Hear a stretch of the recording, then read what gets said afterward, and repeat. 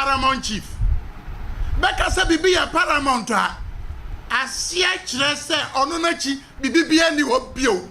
Na me tutio. Na me tutio. Obia oye judge na oye ohene a oti akonwa so ena otimi tina amanfo anim na otimi kase na me tutio. Adwuma bado oye nipa bone nipa o obi antimi nka kire ba o tell you unsi mi pani bia o men fro na nakra ma ne nyide oye nipa bone nipa pa watu nsa afre obi a oye Kofi Adoma wanwani na ofiru krom a oye bunani ena waba ena bibi esi accident esi yi adie efe ni agro e wasasi so eni adie efe no ani ena obi nkofo a omudi wachi so bi na suma no e wonsem bi yokokan rasta mo na mo keka ho nsem a mo ka kire nsem mane ma hobi mu na mo dada no a obaye na mbodi tuyo edi bone ni baako ewiasi ina akasa adomi ina akasa nipa ina akasa ainfu ina akasa ministers ina kan wasem MPs ina kan wasem chese ajimambadu a oye nana waye adie ma mewira ho awone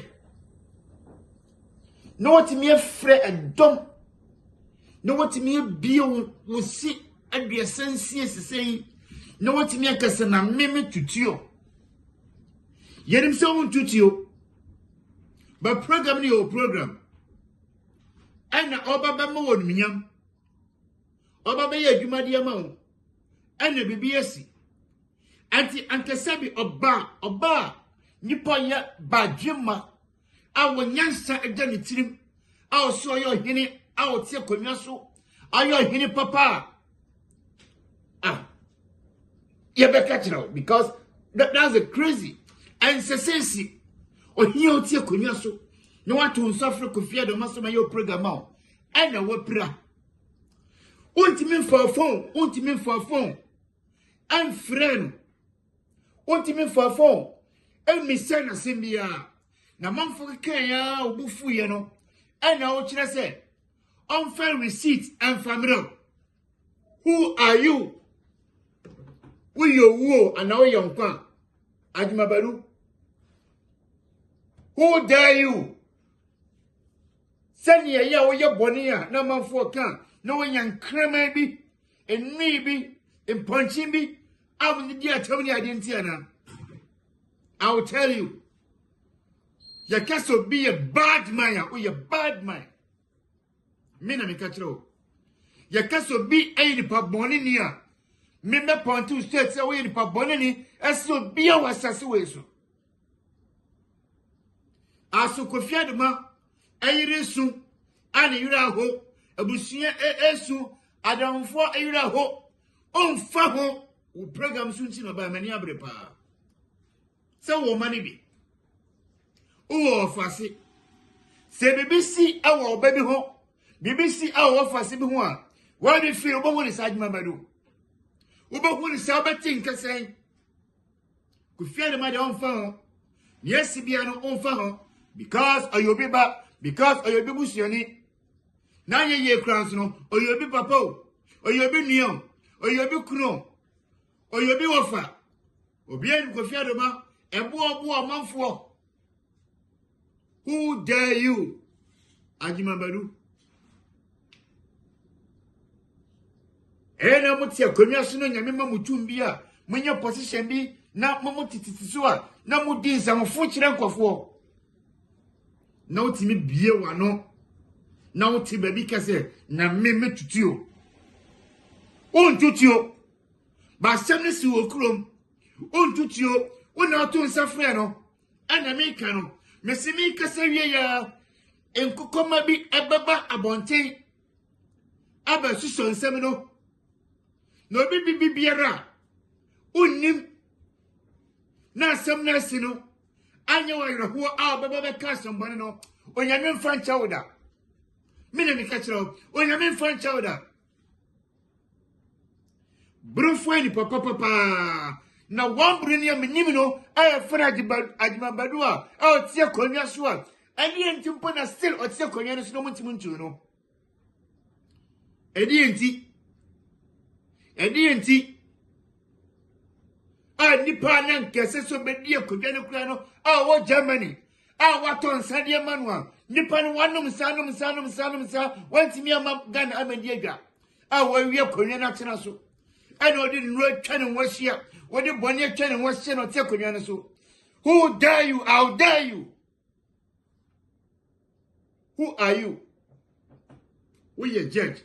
Woni memra odi mra so nsem woni mra ene watena mra so woni mra ene wobutu mra so Enyaka TV USA ene suma Kofi Adoma so mra betwa video wona wato nsafre no ene obaye ti bibia sia ase papa ase busuani ase good man ase ohin papa no esese utu nkofo no besre no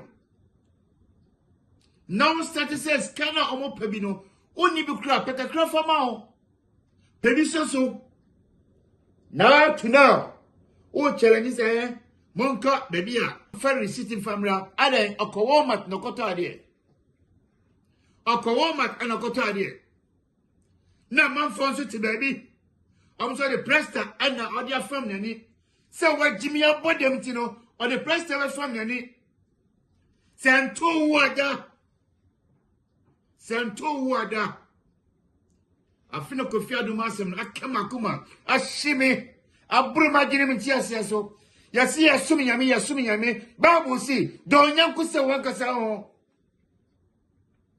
so obitiwa eya obiti obi a eso say the same thing sikan twa adwuma badu a moja baba sikan twa mi a moja baba ya mo bi mfa utumi eme hohlo bia ye na etie konwa so me me kasa me yo hin na metia me yo hin metia konwa so na metia me kashira one me mfa mahini ye nchiro bia me di yan kasa ne nana aka me yenzimani me di hin oti munya akonwa fie bi adi niro gifia mafo nsemo a na monya tumi ene mudi nkwase asema kira nkofo. I'll tell you why you manapro so no be gina do magaze na meme tutio wo tekire ma butu a o kase na meme tutio no enye omobo Kofi Adoma anya omobo oba tane nya omobo ni ho nya omobo nipa se ne nsu mfrawasa nipa se ne nkasa nkyerewasa wonim ne yasi ohun ne yasi ese osole no diskadeboa awon maso ayefo abaifo ayefo nsamfo ana wudie me respect ebrofo inara. They are very good people. My co-workers brofo me respect me na nipa ba ko me metimi agina kase oye nipa bone ni o ko ba be na se o hia bonsem a na ya agimabadu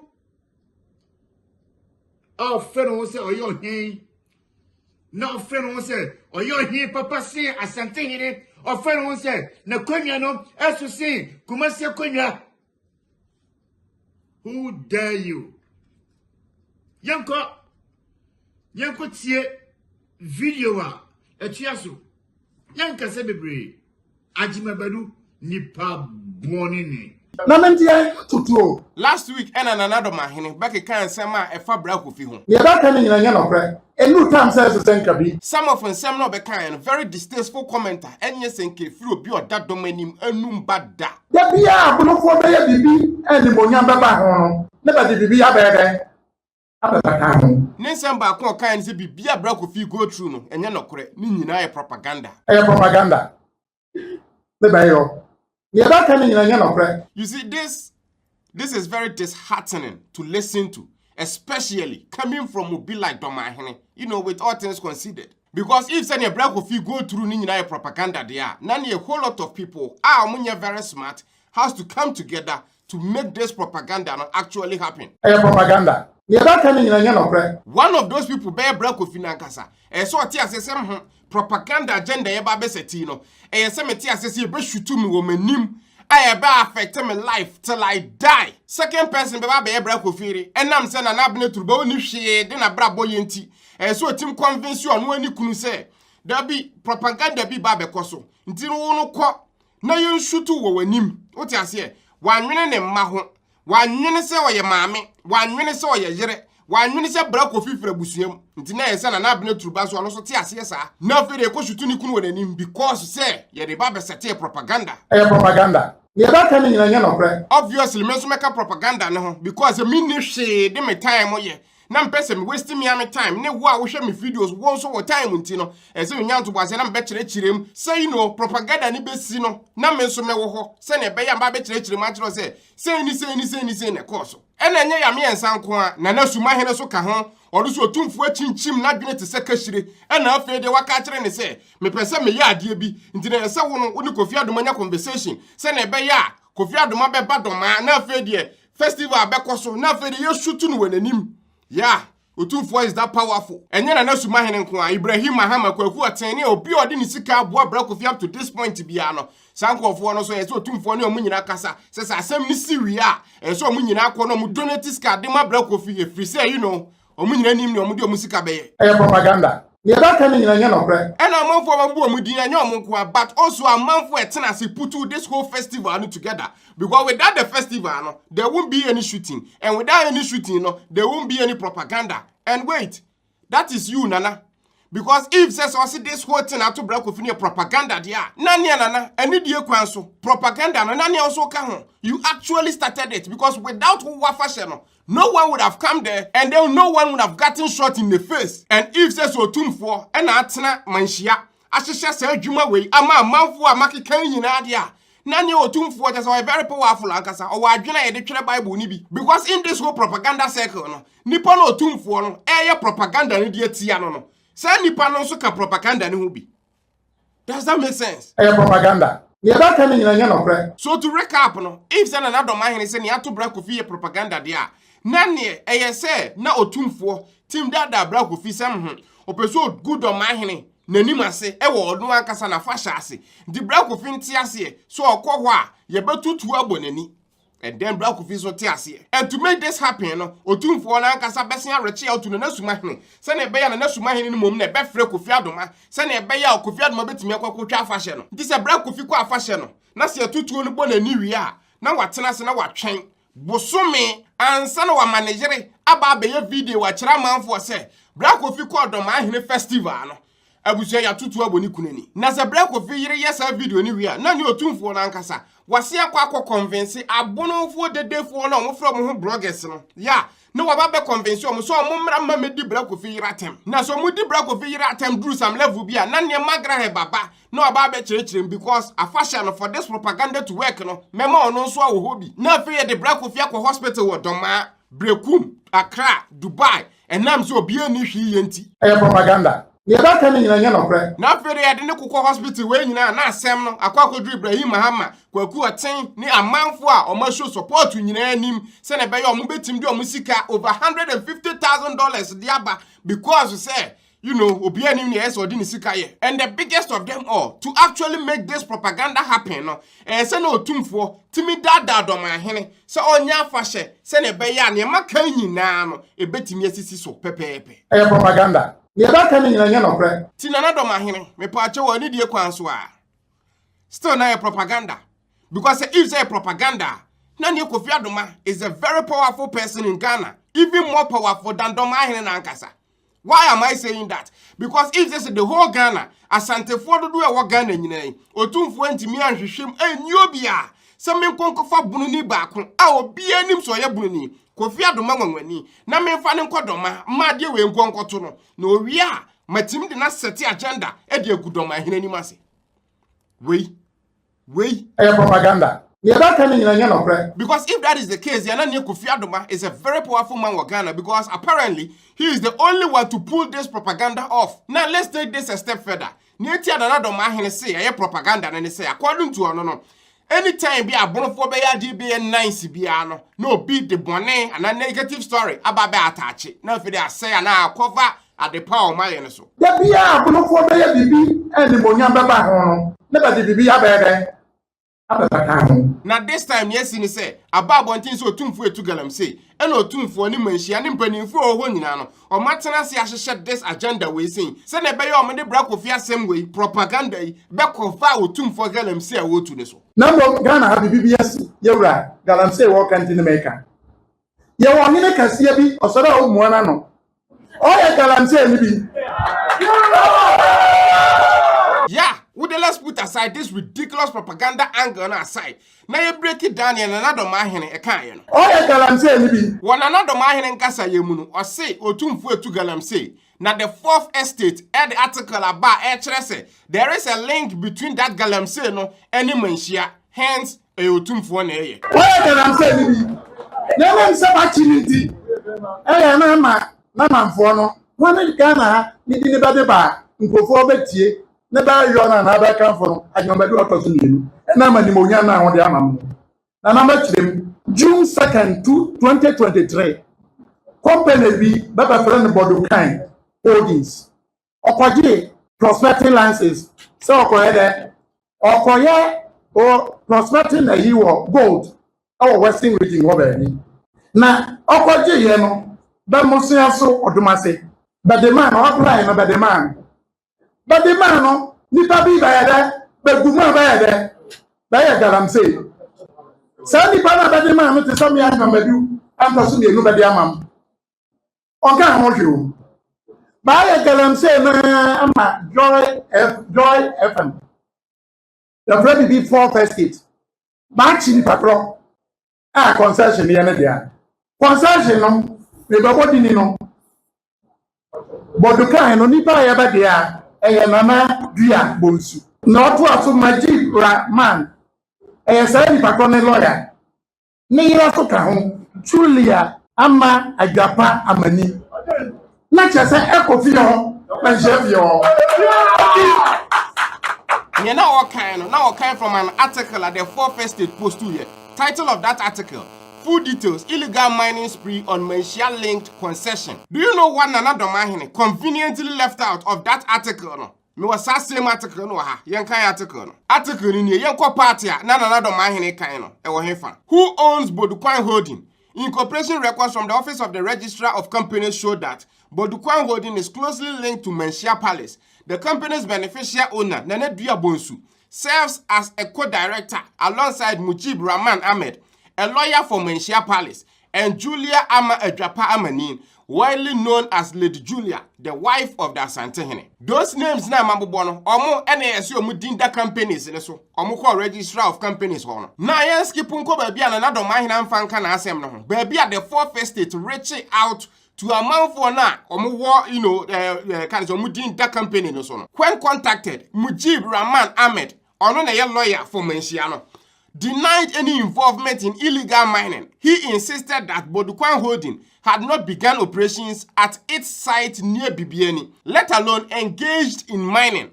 This was before the Asantehene's recent public remarks about the invasion of illegal miners on the concession. Now, baby, to this lawyer in here. I say, if anyone is there, we need to deal with them.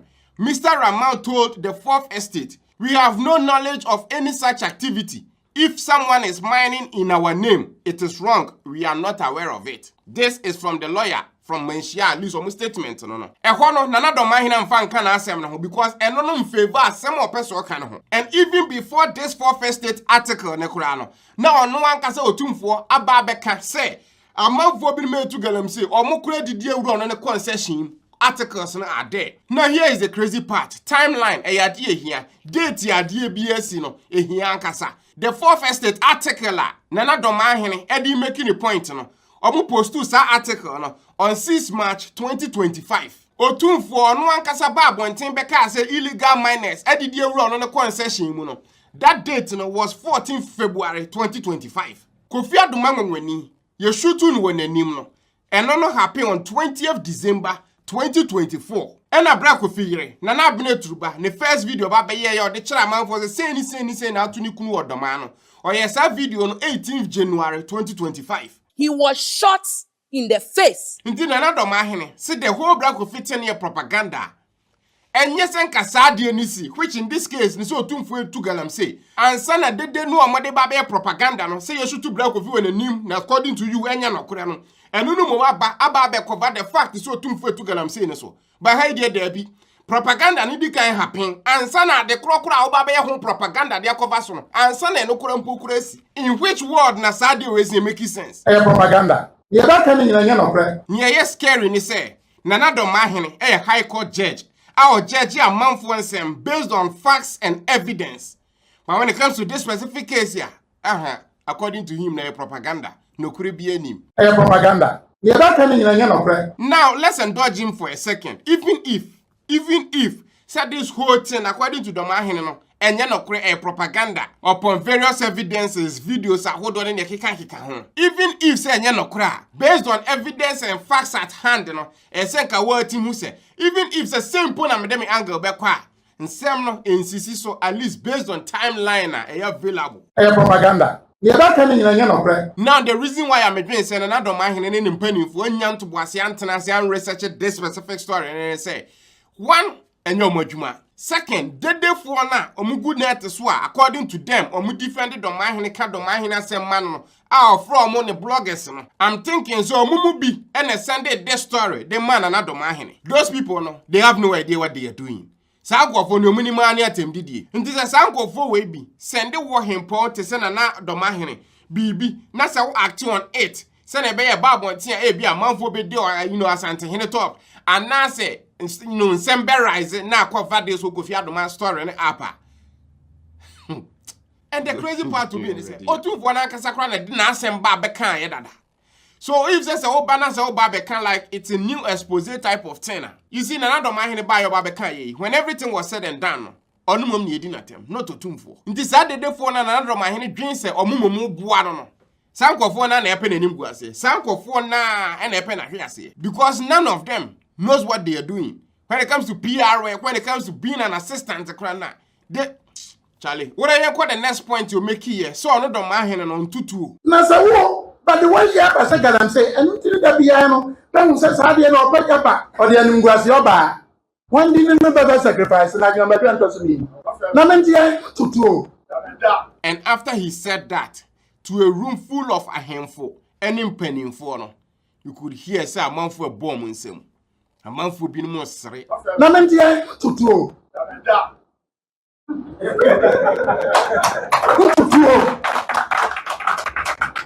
And these are the same people almost a black Kofi more this year. Namentia tutu. But nane no kre untutu. By that same logic no, otumfo so ntu galamsey.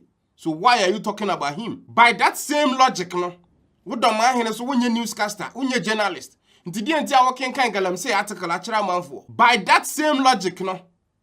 Nana, wonya santini. Nti ne di enti a wokan santefo asem. Namentia tutu. Before so oba be kan say your propaganda no. Na medika a video wa kan say that is how one more dream say your propaganda.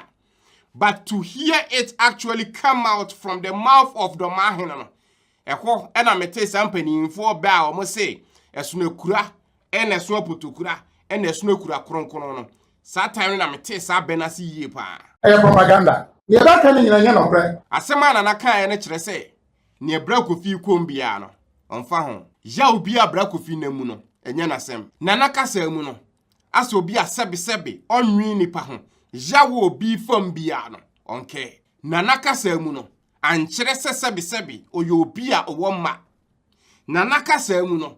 ankyerɛ sɛ sɛbe oyɛ obi ɔyɛ papa nana kasa mu no ankyerɛ sɛ oyɛ obi a sɛbe wobɛtumi adan no nana kasa mu no ankyerɛ sɛ oyɛ obi a sɛbe ɔda dɔma no na sɛ Kofi Adoma mpo a yɛhyɛ da to nsa frɛ no no ɔno mpo ɛna wɔka asɛm wi afa ne ho a na ne imagine sɛ nka normal person bi a ɔba yɛ bi ofiri Dormaahene na any other place bi abaayɛ ɛna nka asɛm bi sɛ bɛto na nka ne yɛde bra Kofi go through no saa na nka wo so ne wabusua ka mo so be go through and you don't even need to think about it. One of my previous video me talk about guy back one your friend set a onya accident on the 19th of December 2024 and with the same Dormaahene. After the accident 3 people were involved and now case near serious. The guy no this set couldn't even sit down for over a month. Mumfre guy no na mumisane say mwa ben na akwa no ho phone call kra e frɛ ni bi.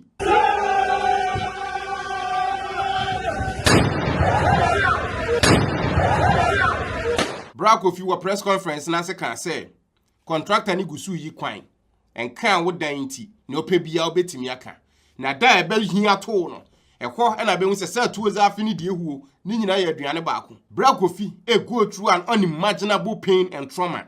Na Dormaahene ne mpanimfo decide say they would do nothing about it. Bra Kofi ne nabusuafo omonkɔhwɛ omo yade. Na ohempɔn meka bibia no team kan ya ne say ono no ntutuo. Na mentie tutuo. The level of insensitivity to near Bra Kofi kom. Your inability to sympathize with Bra Kofi and nabusuafo or even show empathy if not to Kofi Adoma.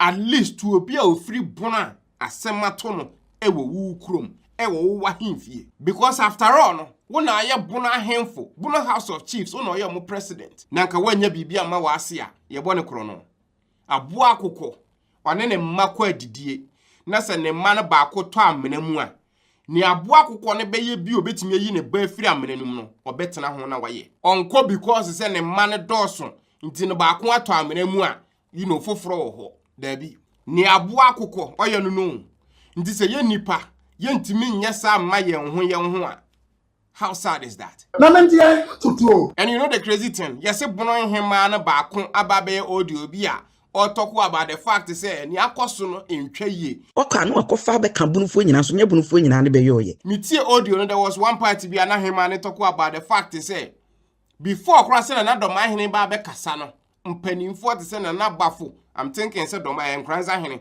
ena mpanimfo binom di kan ne na Dormaahene kasae nye bunufo nyina ne be yoye nso oka no abeka de afra bunufo nyina se ye ne ye na no hwe na bafo asem de one ne kan ye wantie wo be kasa ne na bafo ba wanim na obeka kire wo se asem no se de akoba yenka ne se wantie be gina ho ne oka ne de ope otumfo di de okofa be frɛ mu ono okohe nti abusua no madi kan ne na kasampo no enu ni o Kofi Adoma ni na apai akora no so ye ba oye bunu ni ye ba ne. You see that same statement say na mitutuo no on tutuo no something similar and a sofo selifu amuako after say ne ba boy no edeka akobo obi ka mu ankora mienu wu firim no na afi the heat iko sofo ne nabusua so no similar statement na sofo selifu amuako be meki ye so no ne ba na accident happen ankora mienu afirim no ne ba na ntwituo ankoku nipa what you say na accident na aba something similar na happen wa haisen Na mentie tutuo. during the time no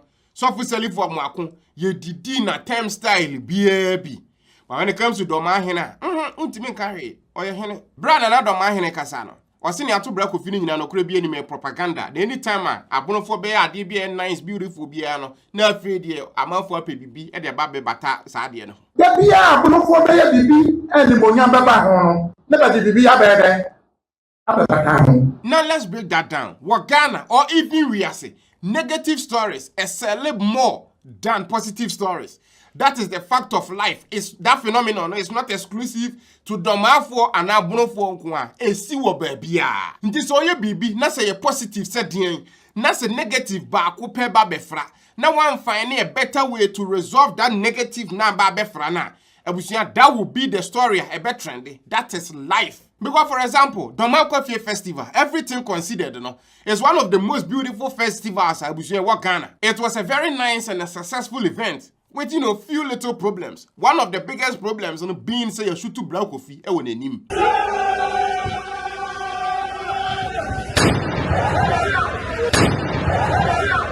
Wo Ghana yenim send negative stories a trend fa. E na wo Dormaahene kura de wo Ghana no. Wudi nya manfo binum de. Enu nyina ka ho na bra Kofi yire na bla truba kan say memma ye mfa asem no ma even online and say baby a yen keep ne kam na nwie na fashion no. Now if everything is said and done, you know, at least an more so to no obetu because fashion my no e fashion e kama what I say and you know being a chief for 25 years no e dey be a substantial. Nti ne say story we saying ba se bra Kofi ba fashion no bibi tisi aba beto no a animu wona no. That would be the story amanfo e kan wasem. Nti e man na Dormaahene ne mpanimfo time. Be ko wi akire no ankoba ne sa 1 month down the line ansa na be video no. Nothing. And then even 3 months now, still nothing. Until assembly babonten. Guess what people are talking about now? Bra Kofi assembly not to festival awaya efeno. Because say time and I say ka take the resolve the negative story properly no. Went to me anya sa. Until what this case you know. Nana any die kwan so awa na waye. Until men fa me show tumfo ana propaganda bi ekoso baby. None of that. Ye wahene kasiye bi osoro omuana no. O ye galamse ni bi. Meka ye call Doma fashe we sing. There was a time I think say bloggers bi no me videos bi no posting online and now I started getting traction online. Say Doma Kofi festival no kura nipa ama. That was not the truth. Nipa ba ya ankasa. So at that point no one was actually disproving sad because at the end of the day people would just insult. It is what it is. Then time na bra Kofi aba back to Accra. Na nina na ewuade ni nyina echi no. He had to actually post a video disproving that notion say Dormaahene Kofi festival ni pamba. He just said in so many people how now share effort ni put in and all these things na say wakatu ani a. Bra Kofi yes ade no. He couldn't even see properly. Adra ni edigu ni so no na blare when he like based on how I now explain no. You can't even read stuff properly. But throughout that pin, he posted that video. And what happened? That fake trend, and then come out for a pride asset agenda. Be say, oh, Dormaahene festival no go any man. It killed that trend. Why ye winning now because of Dormaahene? Because he understand the job. Propaganda. You don't tell me you no pray. Would I am for the same Dormaahene press conference you be making? You see what that press conference na say shemu na happen Me also can send bebre. What you say? Minim crowd the otokwa bagalam say ne how we nsuo ne yensase. But after the whole press conference was said and done, in some more kind muni ehe na trendy. The fact say was bra Kofi ani a shoot no wa himfie anim no kure bi anim wunu wuntutuo otumfo etugalam say the whole thing nyina propaganda no na esele. No na ekoso. Nti say we nyina na say o sentwa ho beka say time abonofo be yade bi e positive bia no amanfo share that negative story bi e de bebe attach a nana eni die kwan so a we wa na oye propaganda ye ba kan nyina no pre sabe nyame na mba be kire na Dormaahene nyansa ba o press conference na so dan kotoko about the harmfulness of galamsey ne how a bia the new regional minister na ba no ahemfo wo bono beboa na ma na dwuma akoso a. Do you think Senka this will be how and come treat that whole nshemu no? Enye eno mom ni asema nka amanfo de beko. Because if you don't provide people with negative stories obi or the negative story bebe bia no, people can easily disprove that. Wa washe prison break pain bia o kai tea bag, Theodore tea bag bagwell no. O make it to be o show no man not say we are captives of our own identities, living in prisons of our own creation. And not try to say normal be wo hwa. Now a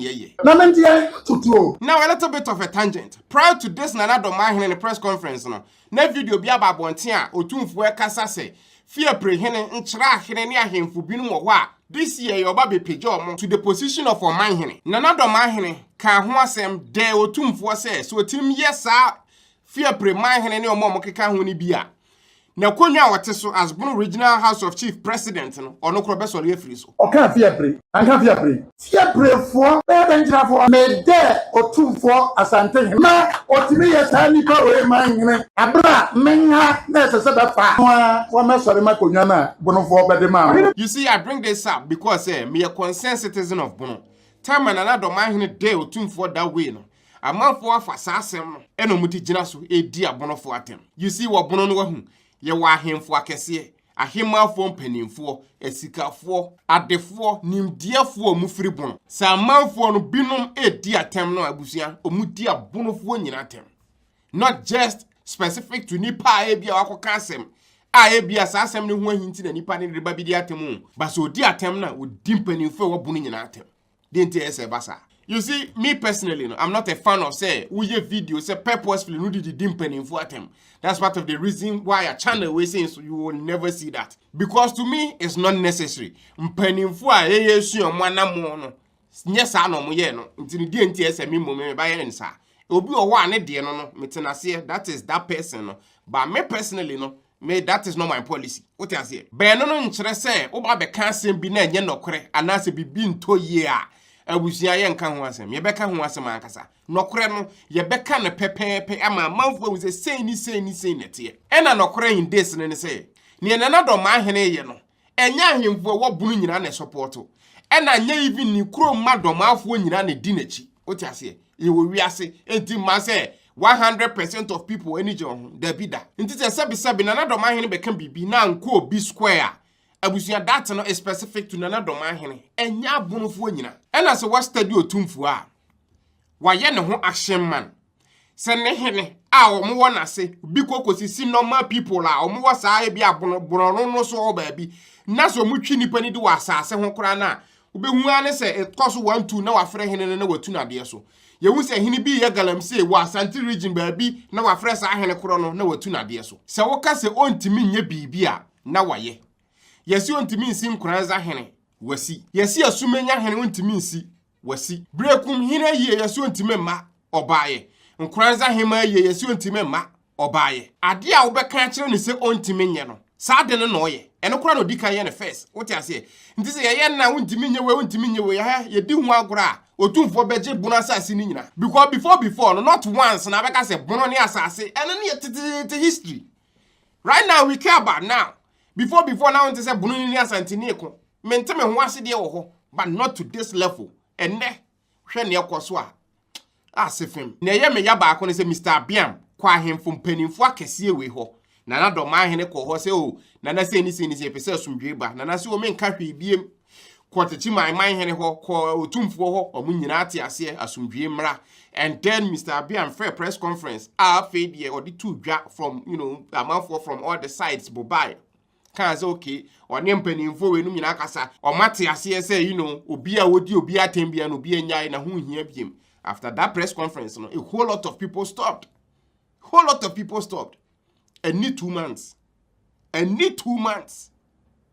we are back to square one.